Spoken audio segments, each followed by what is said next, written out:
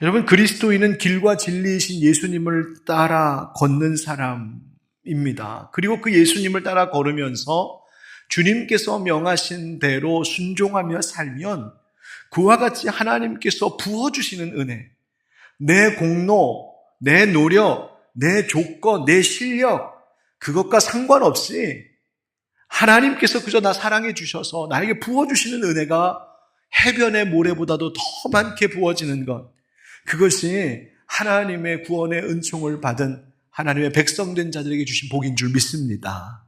자, 그런데요, 여러분, 그렇게 우리에게 찾아온 은혜, 그냥 거저주신 은혜, 그런데 그 은혜가 은혜인 줄 모르고 복이 복인 줄 모르고 마치 발로 걷어차듯 그거 무시하고 놓치고 살았던 적은 혹시 없으십니까? 찾아온 은혜가 은혜인지 몰라서 은혜를 나의 것으로 취하고 내게 주신 그 복을 나의 것으로 누리며 살아야 되는데 그러지 못하고 발로 뻥 걷어차 버리듯 그렇게 살고 있지는 않았습니까? 오늘 본문 속에 보면 나사렛 사람들이 딱 그랬습니다. 예수님께서 찾아오셨어요. 나사렛 동네에 오셔서 말씀을 주시고 은혜를 선포하셨음에도 불구하고 그것을 받지 못했습니다. 은혜는 임하였으나 은혜를 취하지 못했습니다. 복이 눈앞에 있는데 그 복을 누리지 못하고 있습니다. 왜 그렇게 되었을까요? 뭐가 문제였을까? 또 반대로 우리는 어떻게 해야 하나님 내게 주신 그 찾아온 복과 은혜를 걷어차는 인생이 아니라 정말 나와 내 가정과 우리 교회의 귀한 은혜와 복으로 삼으며 누릴 수 있을까? 오늘 그 말씀을 함께 좀 나누려고 합니다. 본문인 누가복음 4장의 말씀을 보면 먼저 예수님께서 공생애를 시작하실 때에 마귀에게 시험을 받으셨던 그 사건을 증언하고 있죠. 시험 받으신 예수님, 그러나 성령으로 충만하셔서 말씀의 능력으로 그 모든 시험을 이기셨습니다. 여러분, 올 한 해 우리 사랑하는 하늘빛 광성교회 모든 형제 자매들께서도 성령의 충만함과 말씀의 능력으로 영적인 싸움에서 이기고 모든 마귀의 공격과 유혹을 물리치는 승리의 한 해가 되기를 예수님의 이름으로 축원드립니다. 축원드립니다. 아멘. 여러분, 예수님의 이 성령의 능력으로 마귀와 싸워 이기시고 이제 그분이 공생애를 시작하시는데 먼저 갈릴리에 가셔서 말씀을 전하셨습니다. 놀라운 말씀에 사람들이 예수님을 칭송하기 시작했습니다. 예수님에 대한 소문이 순식간에 사방에 퍼져나가기 시작했습니다. 그 갈릴리의 나사렛에도 예수님 이야기가 들려왔습니다. 어느 안식일 예수님께서 나사렛 동네에 가셔서 그곳의 회당에 가셔서 하나님의 말씀을 전하시는데 여러분 아시는 대로 예수님께서 처음 그 회당에서 말씀을 전하시기 위하여 펴신 성경의 말씀은 바로 이사야 61장의 말씀이었습니다. 그 봉독하신 말씀을 오늘 누가복음에서는 18절, 19절에 이렇게 말해주고 있습니다. 한번 같이 읽어봅시다. 시작. 주의 성령이 내게 임하셨으니 이는 가난한 자에게 복음을 전하게 하시려고 내게 기름을 부으시고 나를 보내사 포로된 자에게 자유를, 눈먼 자에게 다시 보게 함을 전파하며 눌린 자를 자유롭게 하고 주의 은혜의 해를 전파하게 하려 하심이라 하였더라. 아멘. 예수님께서 이 이사야 선지자를 통하여서 하나님 주셨던 그 말씀, 복음을 위하여서 성령으로 기름 부으시고 자유와 치유와 회복을 주시려고 바로 은혜의 해, 신년이지요. 그 은혜의 해가 도래했음을 선포하게 하신다고 예수님 말씀하고 계시면서 이 말씀을 읽고 나서 그 다음 21절에 가서 보면 예수님이 그 성경, 그 책을 덮고 말하기를 이 글이 너희 귀에 오늘 응하였느니라 말씀하셨습니다. 그러니까 이 말씀이 단지 그냥 이 성경의 책에 문자로 활자로만 기록되어 있는 죽어있는 글이 아니라 지금 너희의 삶 속에 바로 이곳에 이 현장에 이 시대에 이 말씀이 성취되었노라고 말씀하십니다. 그게 무슨 뜻이겠습니까? 바로 지금 너희에게 이 말씀을 읽고 전하며 가르치고 있는 나 예수로 하나님께서 이 말씀이 이루어지게 하심을 선포하신 것입니다. 자, 그러면 이 나사렛 사람들, 나사렛의 회당에 모여 있었던 그 나사렛 사람들의 입장에서는 이제 그 말씀을 들었으니 지금 은혜가 찾아온 것이죠. 눈앞에 지금 복이 있는 것이죠. 그러면 그 말씀 들으면서 그들이 해야 할 반응은 뭐였냐면 우리 지난 주일에도 연습했던 것처럼 두 손 들고 아멘 아멘 이렇게 기억하시죠? 한 번 더 해볼까요? 네, 두 손 들고 아멘 아멘. 예, 아멘. 하나님 말씀 선포되었으니 이제 하나님 내가 믿습니다. 그렇게 될 줄 믿습니다. 그것을 그 은혜를 나의 은혜로 나를 향하신 하나님의 축복으로 삼으면 되는 것인데 오늘 말씀해 보니까 나사렛 사람들이 그러지를 못합니다. 22절에 그들이 다 그를 증언하고 그 입으로 나오는 바 은혜로운 말을 놀랍게 여겨. 그러니까 말씀을 듣고 놀라기는 했습니다. 우와, 이런 말씀을 저렇게 해석하고 적용한다고 깜짝 놀랐습니다. 그런데 여러분, 그 말씀을 놀랍게 여기고 말씀을 흥미롭게 신기하게 듣는 것과 그 말씀이 내 삶 가운데 그대로 이루어질 것을 믿습니다라고 하는 것과는 다른 이야기입니다. 오늘 동일한 이 시간에 여러분들이 똑같은 설교 말씀, 하나님의 말씀을 들으면서도 그 말씀 참 재밌네, 흥미롭네, 심지어 와, 말씀 놀랍네 라고 하는 것과 그 말씀대로 내 삶 가운데 이루어질 줄 내가 믿습니다 라고 고백하는 반응은 전혀 다른 결과를 가져옵니다. 그런데 나사렛 사람들은 놀랍게 듣기는 했으나 그 말씀을 받아들이지를 못했습니다. 이유가 뭘까? 이 사람이 요셉의 아들이 아니냐? 예수님을 의심하고 배척했습니다. 이유는 그들 가운데 있었던 의심과 예수님에 대한 선입견 때문이었습니다. 지금 이곳은 나사렛입니다. 나사렛은 예수님께서 어려서부터 쭉 자라신 동네예요. 동네 사람들은 예수님을 어려서부터 보아왔습니다. 그저 평범한 목수인 요셉의 아들이었던 예수님, 그 예수님 어려서 아장아장 거릴 때, 예수님 성장하실 때에 그 모든 성장기를 지켜봤던 사람들이니 그 고향 사람들은 예수님 받아들이지 못하는 거죠. 그들 안에 있는 그 선입견, 그 의심이 눈앞에 은혜가 찾아왔음에도 불구하고 눈앞에 복 그 자체가 서 계심에도 불구하고 그것을 자신들의 것으로 받질 못합니다. 나중에는 성경에 보니까 예수님을 거절하고 동네에서 추방하고 심지어 낭떠러지 끝까지 끌고 가서 밀어 떨어뜨려 죽이려고까지 하죠. 여러분, 오늘 본문을 통해서 주님이 우리에게 생각하게 하시는 것은 뭐냐면 우리 안에 있는 의심과 선입견의 문제입니다. 여러분, 기독교 신앙에서 의심이라고 하는 것은 어떤 것일까? 사실 기독교 신앙은 의심하면 안 돼. 어떤 의심도 용납할 수 없어. 모든 의심들을 철저하게 불허하는 맹목적인 신앙을 강요하지 않습니다. 그냥 덮어놓고 믿어. 하도 그 얘기 많이 들어가지고 우리 성경을 덮어놓고 읽지 않고 막 믿으려고. 덮어놓고 믿어. 일단 믿고 봐. 말이 안 되는 것 같아도 믿어. 무작정 믿어. 여러분, 아니요. 그렇지 않은 것 같습니다. 성경은 그렇게 우리에게 무조건 맹목적으로 성경을 믿으라고 강요하지 않습니다. 오히려 성경은 하나님의 말씀을, 하나님이 어떠한 분이신지, 예수 그리스도가 누구신지, 무슨 일 하셨는지, 성령께서 우리 가운데 어떻게 역사하시는지, 하나님 무슨 약속하시는지 우리로 하여금 깊이 생각해 보게 합니다. 사도행전 17장에 베레아 사람들이 나오죠. 그 베레아 사람들은 어떤 사람들이라고 성경이 증언하냐면 말씀을 받고 말씀이 이것이 그러한가 상고하던 사람들이었더라고.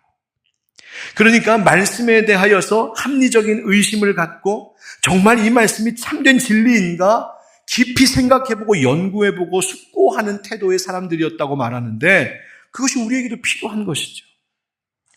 여러분, 만약 우리의 지성과 우리의 이성이 하나님을 믿는 믿음의 방해가 되니 그건 다 쓰레기통에다 갖다 버리고 그냥 무조건 믿어. 하나님 그러기를 원하셨다면 하나님 우리에게 왜 지성과 이성을 주셨을까요? 필요 없는 것인데. 그러나 우리 인간에게 짐승이 갖지 못한 지성과 이성을 갖게 하신 것은 그 모든 것들을 동원하여서 하나님이 누구신지를 생각해보고 때로는 이 세상 가운데서 무엇이 참된 것인지 의심해보고 거기서 하나님을 선택하는 믿음을 가지라고 주신 것입니다. 그러니까 의심이 있을지라도 결국 하나님께서 우리로 하여금 마침내 믿음을 선택하게 하시는 것, 하나님을 바라보게 하시는 것, 하나님을 의지하게 하시는 것, 바로 그것이 하나님의 사랑이고 능력이라고 성경이 말하고 있는 겁니다. 베드로가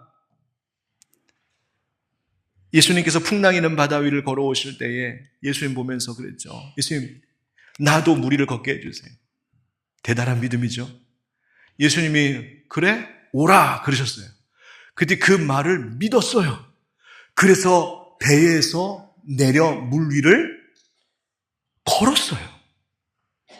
엄청난 믿음 아닙니까? 엄청난 믿음 아니에요? 여러분, 이 중에 믿음으로 나는 물 위를 걸었다. 없잖아요. 우리 인류 중에 믿음으로 물 위를 걸은 아마 유일한 사람일 거예요. 대단한 믿음의 사람. 그런데 그가 풍랑이는 바다를 보다가 두려움 속에 물에 빠져들기 시작하죠. 그때 베드로가 외친 말이 뭔지 아십니까? 주여 나를 구원하소서. 여러분, 우리도 의심에 휩싸일 때가 있어요. 믿음 생활 오래 해왔는데 별 문제 없이 잘 해왔는데 어떤 일이 꽝 닥쳤을 때에 그 앞에서 무참하게 무너져 내리면서 물에 빠져들 때가 있어요. 영적인 침체를 경험하기도 하고 깊은 슬픔과 절망과 낙담 가운데 빠질 때도 있습니다. 그러나 그 모든 의심과 우리의 흔들림과 우리의 모든 넘어짐 속에서도 여러분, 우리가 잃어버리지 말아야 할 말이 있습니다. 외침이 있습니다. 주여 나를 구원하소서. 성경 말씀이 의심스러울 때도 있습니다. 하나님의 약속이 의심스러울 때도 있습니다. 목사의 말이, 설교가 하나도 귀에 들어오지 않을 정도로 의심스러울 때도 있습니다. 그럴 수 있어요. 세상에 대한 불안한 불확실 때문에 내 인생이 의심스러울 때가 있습니다. 그러나 여러분, 그럴지라도 그 모든 문제를 다루시는 주님께 외치는 이 기도만큼은 포기하지 마십시오. 주님, 나를 구원하옵소서. 여러분, 나의 의심조차도 담당하시는 분, 내가 의심하여서 실패하고 떨어지고 넘어짐에도 불구하고 그것조차도 붙잡아 주실 수 있는 분이 주님이심을 믿으시길 바랍니다. 예수님 그렇게 물에 빠져드는 베드로에게 이렇게 말씀하시죠. 마태복음 14장 31절, 우리 다 같이 시작. 예수께서 믿음이 작은 자여 왜 의심하였느냐 하시고, 아멘. 여러분, 이 말씀 베드로를 꾸짖듯 말씀하신 것이기도 하지만 사실 이 말씀은 아마 베드로의 평생의 약이 되는 말씀이었을 거예요. 여러분, 베드로는 굉장한 믿음의 사람이잖아요. 다른 제자들 누구도 무리를 걷겠다고 생각도 하지 못했었는데 베드로는 예수 믿었어요. 왜? 오병이의 기적을 방금 일으키셨던 예수님임을 자기가 봤거든요. 지금 눈앞에 풍랑이는 바닷물 위를 걸어오고 계신 예수님을 보았거든요. 그 예수님을 믿는 믿음이 발동했어요. 믿었어요. 믿음이 있었던 베드로였기 때문에 예수님은 빠져들고 있을 때 물으신 겁니다. 왜 의심했느냐? 그 말은 믿음이 있던 네가 왜 의심하는 마음으로 바뀌게 되었는지를 잘 보라는 거예요. 여러분, 우리의 의심하는 연약함을 하나님도 잘 아십니다. 그러니 사실 의심하고 있는 나 자신을 너무 자책하거나 낙담하지는 않으셔도 괜찮을 것 같습니다. 다만 내가 왜 의심하게 되었는지를 잘 살펴보십시오. 하나님의 약속이 취소돼서가 아닐 것입니다. 하나님이 더 이상 믿을 만한 분이 못 되셔서가 아닙니다. 하나님의 사랑과 능력이 변해서 내가 의심하기 시작한 것이 아닙니다. 하나님께는 잘못 없습니다. 하나님은 변하지 않으십니다. 다만 세상과 현실의 여러 가지 환경과 조건 속에서 그 모든 것들이 마치 풍랑 일고 있는 바다의 물결과 같이 내 눈을 가리고 내 생각을 빼앗아가므로 그 능력이 하나님 변치 않으시는 사랑의 하나님을 온전히 바라보도록 하지 못하게 만들기 때문입니다. 그러므로 의심이 일어날 때 예수님의 베드로에게 하신 말씀을 꼭 기억하십시오. 믿음이 작은 자여, 왜 의심하였느냐? 너 어떻게 하다 이렇게 의심하게 되었니? 그리고 주님께 기도하는 겁니다. 주님, 제가 또 이렇게 의심합니다. 그런데 하나님, 이 의심이 오히려 나를 더 굳세게 하는 믿음이 되게 하여 주시옵소서. 주여 나를 구원하옵소서. 기도할 때 하나님 반드시 응답해 주실 줄 믿습니다. 나사렛 사람들에게 있었던 또 하나의 문제가 있는데 이것은 의심과 연결된 것인데 바로 선입견의 문제였어요. 예수가 요셉의 아들이라고 하는 편견입니다. 잘하는 거 다 봤어. 코찔찔 흘릴 때도 봤고 아장아장 걸을 때도 봤고 성장하는 모습도 봤고 얼마 전까지만 해도 아버지 요셉도 와서 목수일 하겠다고 하던 저 예수가 갑자기 와서 우리를 가르치고 선지자가 된 것처럼 그렇게 이야기를 한다고 받아들이기 어려운 거죠. 선입견 때문에. 그저 사람인데. 예수? 아니 무슨 굉장히 유능하고 유명한 랍비에게 가서 수학을 한 것도 아닌데 우리를 가르친다고 의심스러운 거죠. 또 그들이 살고 있었던 갈릴리 나사렛 이 촌동네에 은혜의 해를 전파하기 위하여 하나님께서 보내신 그 위대한 이가 일어날 수 있다고? 우리 같은 이곳에서 이런 촌동네에서 그럴 리가. 나다나엘이 나사렛에서 무슨 선한 것이 날 수 있겠느냐고 의심했던 것과 같은 것이죠. 선입견이죠. 여러분, 우리가 신앙생활할 때에도 우리의 신앙의 성장과 진보를 방해하는 선입견과 싸워야 할 일들이 참 많이 있습니다. 과거에 내가 신앙생활했던 모든 역사가 이야기가 나에게 좋은 점으로 작용하기도 하지만 때로는 우리로 하여금 선입견을 갖고 이미 나 다 알아. 이미 난 다 경험했어, 겪었어. 내가 오래 신앙생활 해봤는데 이것저것 다 해봤는데 안 되는 건 안 돼. 여러분 그 선입견에 혹시 묶여 계신 분은 없으십니까? 그 선입견 때문에 다시 시도하지 않습니다. 심지어 자기 자신에 대한 선입견에 매여 있는 분도 계십니다. 내가 신앙생활 20년, 30년, 40년, 50년 해봤는데 나 안 바뀌더라. 나의 신앙의 실패, 열매 없음 때문에 묶여 있습니다. 다른 사람에 대해서도 그렇습니다. 저 사람 내가 여지껏 지켜본 절대 안 변해. 저 사람 안 변해. 아마 바울이 와서 예수님이 와서 설득해도 안 될걸? 그 사람에 대한 선입견이 있습니다. 유대인들, 이 나사렛 동네 유대인들이 예수님의 말씀을 듣고 죽이려고 분노했었던 이유도 그것입니다. 이방인들에게 구원이 있다고? 그것에 대한 분노. 여러분, 나 자신에 대한 신념, 확신, 그것도 때로는 우리의 신앙을 묶어두기도 합니다. 더 이상 앞으로 나아가지 못하도록 끊임없이 나를 뒤에서 잡아당기는 겁니다. 그럴 수 있습니다. 충분히 이해됩니다. 그러나 여러분 잊지 마십시오. 우리가 믿는 주님은 지금 내가 가지고 있는 모든 선입견의 문제들, 모든 상처와 실망과 이 모든 것들보다 더 높고 크신 하나님이신 줄 믿습니다. 그리고 그 하나님은 나를 묶어두고 있는 그 모든 문제들 얼마든지 다루실 수 있고 치료하실 수 있는 하나님이심도 믿습니다. 누가복음 5장에 주님 말씀하시죠. 새 포도주를 낡은 가죽 부대에 넣는 자가 없나니 만일 그렇게 하면 새 포도주가 부대를 터뜨려 포도주가 쏟아지고 부대도 못 쓰게 되리라. 새 포도주는 새 부대에 넣어야 할 것이니라. 아멘. 사랑하는 성도 여러분, 새 포도주를 새 부대에 담는 마음 가지시기 바랍니다. 나의 선입견, 나의 편견, 나의 모든 의심, 옛것을 벗어버리고 나를 비워낼 때 주님의 새 은혜가 채워질 줄 믿습니다. 끝으로 누가 은혜를 놓치지 않느냐? 가난한 심령으로 그 은혜를 사모하며 믿는 자가 은혜를 놓치지 않습니다. 오늘 25절부터의 말씀을 보면 예수님께서 두 사람 이야기를 하죠. 하나는 사렙다의 한 과부, 엘리야 시대의 사렙다의 한 과부. 또 하나는 엘리사 시대의 나만 장군 이야기를 합니다. 시돈 땅 사렙다의 한 과부, 사르밧 과부라고 구약에 되어 있죠. 사르밧 과부. 다 굶어서 죽어갈 때, 이제 이 여인도 먹을 것 없어서 이거 먹고 같이 아들하고 죽으려고 할 때에 엘리야가 그거 날 줘. 그때에 믿음으로 그저 그거 내어주었더니 하나님께서 그 가정에 마르지 않는 기름, 그 축복을 이 가정 가운데 부어주셨죠.